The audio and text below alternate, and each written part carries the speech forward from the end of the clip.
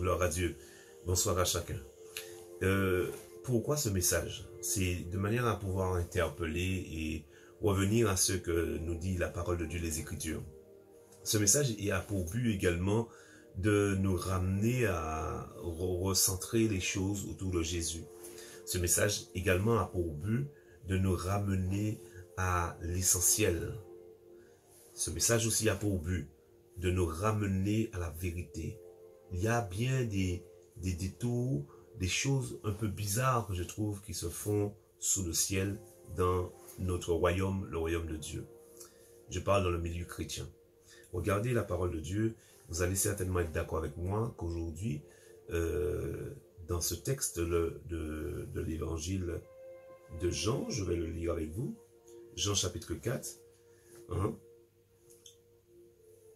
Jésus dit un moment à cette femme, qui est cette femme samaritaine, à qui il avait dit, va appelle ton mari. Cette femme répond, je n'ai pas de mari.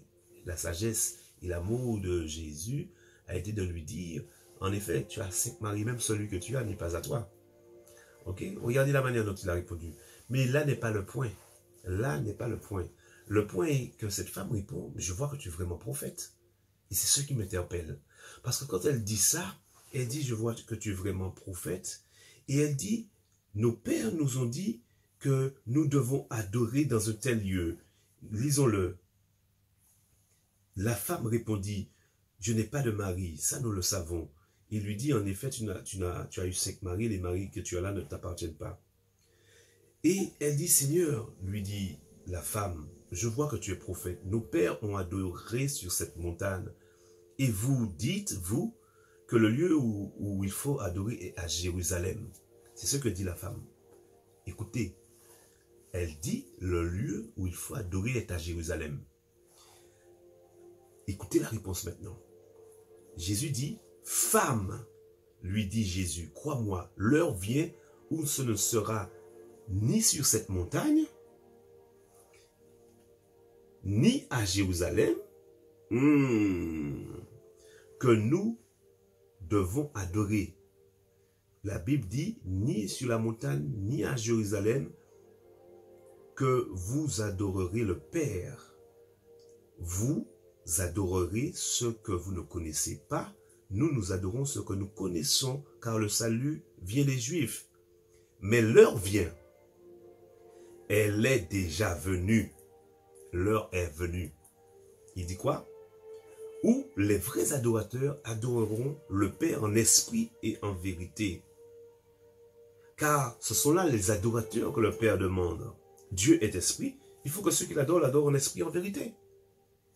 Lisons un deuxième passage. Vous allez comprendre de quoi on va parler. Romains chapitre 8, verset 2. La Bible nous enseigne ce soir. La Bible veut parler. Dieu veut nous parler en ce soir. Dieu veut parler à quelqu'un. Il dit, la loi de l'esprit de vie m'a affranchi de la loi du péché et de la mort. La loi de l'esprit de vie. Écoutez, aujourd'hui, n'avez-vous pas remarqué que on vous dit et on vous fait comprendre que si vous n'êtes jamais parti à Jérusalem, il y a un problème? N'avez-vous pas remarqué que l'on vous dit que si vous ne priez pas au nom de Yeshua Massia, votre prière ne sera pas exaucée? Il n'y a pas un problème?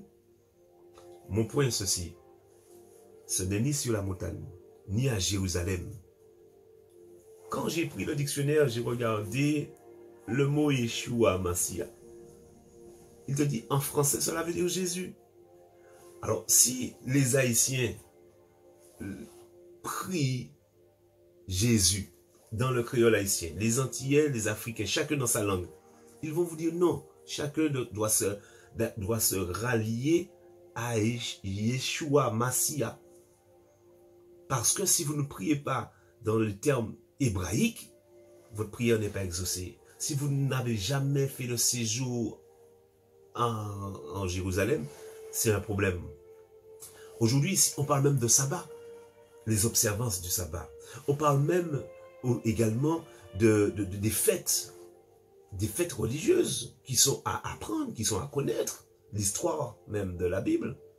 C'est important. Mais Avez-vous déjà lu que Jésus a dit qu'il faut observer les fêtes? Non. Il a dit qu'il est ta Pâques. Jésus est ta fête. Jésus est ta Pâques. Jésus est ton sabbat, ton repos. L'adoration même, elle est en toi. Pourquoi? Parce que l'esprit de l'adoration est en toi. Tu n'as plus besoin d'aller à Jérusalem. Tu n'as plus besoin d'aller à Samarie. Tu n'as plus besoin d'aller sur une montagne quelconque. Si même tu le fais, ne perds pas de vue que ton esprit te met en contact parce que ton esprit a été régénéré et que le Saint-Esprit vient vivre en toi et que si tu veux rencontrer Dieu, découvre-le en toi. Ne te laisse pas prendre dans des rituels. Dans Colossiens chapitre 2, tu pourras le lire. Ce sont des préceptes qui au final sont pernicieux, dit la Bible. Des préceptes. Ils veulent nous faire retourner aux rudiments, aux choses passées, à la loi. La loi de Moïse. La loi est venue avec Moïse, mais la grâce est venue avec Jésus. La grâce. Quand on dit la grâce, c'est peut-être trop simple pour toi. Tu veux revenir, tu veux pratiquer, tu veux justifier, tu veux faire des choses pour mériter, pour avoir une onction. Ah, tu veux l'onction. Une clé. L'onction, elle est simple. Aime comme Jésus a aimé. Pardonne comme Jésus a pardonné. Ton cœur sera pur, tes pensées seront pures et l'esprit de vie, l'esprit de gloire, l'esprit de Dieu se manifestera par toi. Pourquoi crois-tu que notre a reçu plus parce qu'il est déjà parti à Jérusalem? Pourquoi penses-tu que tu es inférieur parce que tu n'as pas prié de la même manière? La vraie prière, c'est celle qui sort de ton cœur. Tant de versets, tant de passages bibliques. Elle te dit si encore tu ne pratiques pas toute la loi, autant ne pas la pratiquer. Au contraire, Jésus et la Bible nous enseignent que Dieu savait que l'homme ne pouvait pas pratiquer la loi. Mais il ne pouvait pas l'accomplir, la pratiquer entièrement. C'est pour cela qu'il est venu. Aujourd'hui, ce qu'il te donne, c'est la grâce, c'est-à-dire de croire en lui, de l'aimer, de lui faire confiance. De croire en lui, de croire en lui, de croire en lui. Et alors, tu verras qu'il va te donner toute l'inspiration, toute l'onction pour lui plaire et le servir. La loi de l'esprit de vie m'a affranchi de la loi du péché de la mort. Et même quand tu regardes par rapport au péché, par rapport à la marche par la foi, par rapport au service qu'on doit rendre à Dieu, tu as bien reconnu que tu ne peux pas. Tu ne vas pas me dire que tu peux, dans ce corps-là, plaire à Dieu. Si ce n'est Dieu qui te donne cette capacité, si tu ne tournes vers lui les regards, comment tu tiens debout? Que celui qui prenne garde d'être debout, que celui qui dit être debout prenne garde de tomber, dit la Bible. La Bible dit qu'il n'y a point de juste qui ne pêche. Tu es juste à tes yeux. Comme il était dit de Saül, quand tu étais grand à tes yeux, je t'ai rejeté. Mais quand tu étais petit à tes yeux, je t'ai élevé. Comment comment te vois-tu en fait? Tu te dis être méritant. Tu te dis avoir besoin de faire. Non. Reviens dans la simplicité de la pureté de la parole. Reviens à la simplicité de ce qui est écrit dans la Bible. Dieu te dit, si tu crois, des sources d'eau vive couleront de ton sein. Si tu crois, si tu l'acceptes, accepte-le par la foi. Il ne t'a pas demandé de pratique, il t'a demandé de croire. Il ne t'a pas demandé de faire, il t'a demandé de croire. Il ne t'a pas demandé d'aller dans un lieu, il t'a demandé de croire. Jésus-Christ est le même hier, aujourd'hui, éternellement. Pourquoi penses-tu que aujourd'hui, en 2018, il aurait changé? Il te demanderait de payer un billet d'avion. Il te demanderait de prendre une huile qui est soi-disant cette sortant d'un pays éloigné. Et si ce n'est pas cette huile-là, le miracle ne se fera pas. Il dit, voici les miracles qui accompagneront ceux qui ont cru. C'est par la foi. Il dit, si quelqu'un est malade, il appelle les anciens de l'église et que les anciens prient pour lui en loignant d'huile au nom du Seigneur Jésus. Mais a-t-il dit une huile de Jérusalem? Pourquoi veux-tu imposer ce que la Bible n'impose pas? Restons dans la simplicité de l'évangile. Restons dans la simplicité de la parole. Quand tu pries au nom de Jésus, il n'y a pas d'autre nom. Acte 4, 12. Il n'y a pas d'autre nom qui a été donné par lequel nous pouvons être sauvés. Le nom qui est au-dessus de tout nom, c'est le nom de Jésus. Jésus pour nous en français. Yeshua en hébreu. Jesus en anglais. En créole, c'est encore autre chose. Voilà, moi je dis, aujourd'hui, La simplicité de l'évangile va nous épargner de faire fausse route. Quand vous dérivez jour après jour, l'inclinaison se fait et on finira très mal si on continue comme cela. Entendez ce message dans une grande simplicité, mais revenons. La Bible répond à la Bible. Ce n'est ni sur la montagne, ni à Jérusalem. Tu vas te faire consacrer, tu vas te faire loin d'une mille de Jérusalem. As-tu vu ça marqué dans la Bible? Celui qui est à côté de toi, ton père spirituel, qui pouvait t'imposer les mains, tu es parti à Jérusalem, hein, et tu dis que c'est là qu'il faut que tu ailles prendre l'onction. Tu es parti en Afrique parce que tu dis c'est là où je pourrais recevoir. Alors que Jésus-Christ est le même, non seulement hier, aujourd'hui, éternellement, mais il est partout, il est omniprésent. Tu n'as pas su valoriser les instants où il était avec toi. Tu l'as cherché ailleurs. Et quand tu arrives ailleurs, tu vas croire que tu l'as rencontré. Mais attention, ça peut être de l'idolâtrie. Tu comprends? Ça peut être de l'idolâtrie. Je t'en épargne en te partageant ce message. Très important message. Et aussi, concernant les fêtes, vous verrez que lors de la Pâque, par exemple, beaucoup veulent faire croire qu'il faut fêter la Pâque comme à l'ancienne, avec l'agneau, avec la viande, avec un rituel, d'une manière assis et tout. Mais aujourd'hui, si tu viens à pratiquer une partie, dit la Bible, de la loi, tu dois pratiquer toute la loi. Donc tu méprises le sacrifice de Jésus-Christ à la croix. Tu m'entends? Tu es entré par ton comportement de mépriser le sacrifice de Jésus-Christ à la croix. Jésus-Christ ne t'a pas dit ça.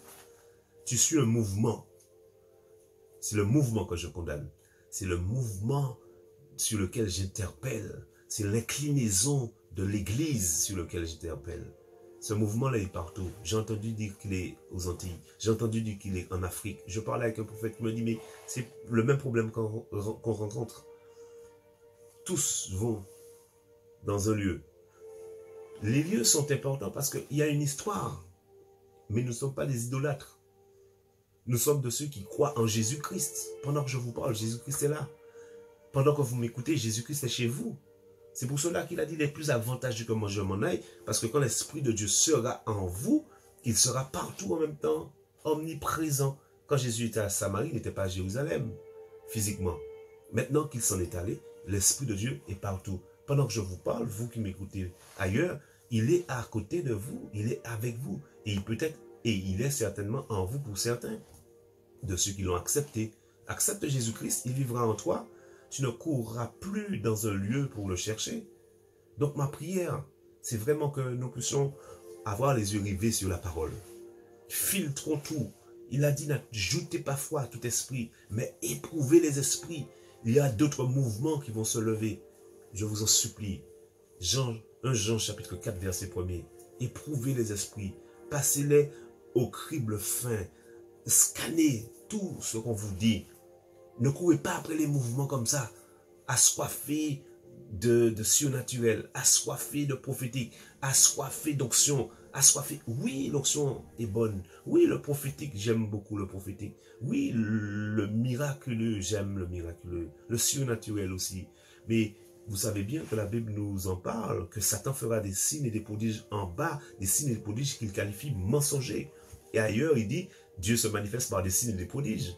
Donc, les mêmes termes se retrouvent dans les deux camps. Mes amis, attention. Je vous en supplie, attention.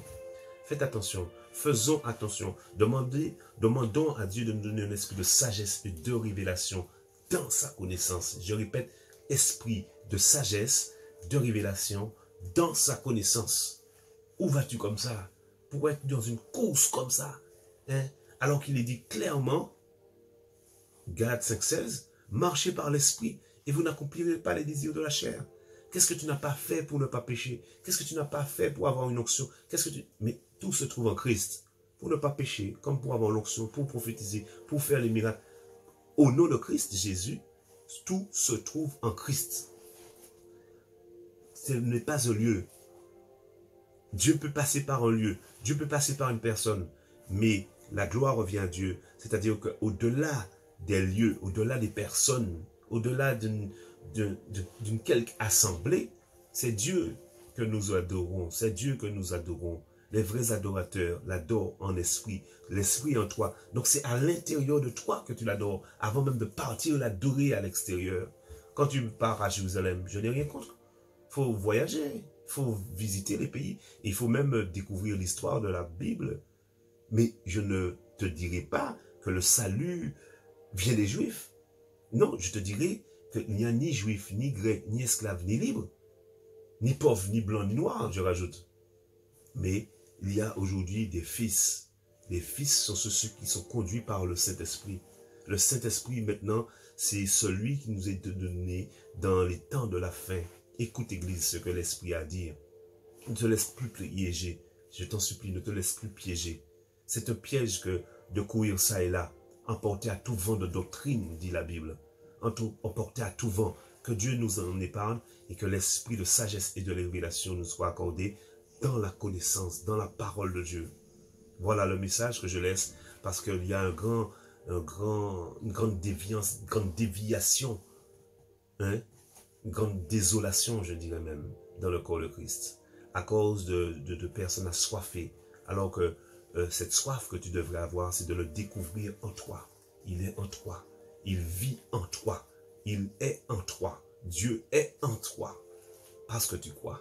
Sois béni, et quand tu crois, pose l'acte de te faire baptiser, car il est dit, celui qui croira et qui sera baptisé sera sauvé, mais celui qui ne croira pas sera condamné. Il a été aussi dit dans Jean 3, 5, dans l'évangile de Jean chapitre 3, verset 5, celui qui entre dans le royaume de Dieu sera sauvé. Et pour entrer dans le royaume de Dieu, c'est par les eaux du baptême, par le baptême d'eau et d'esprit. Si quelqu'un ne se fait baptiser d'eau et d'esprit, il n'entrera pas dans le royaume de Dieu, dit la Bible. Entends ce message et reste dans la simplicité des évangiles, dans la pureté de la lettre. La pureté de la lettre te donne d'entrer dans la révélation de la lettre. Ok? Car la lettre tue, mais l'amour vivifie. Soyez bénis dans le nom puissant de Jésus. Amen.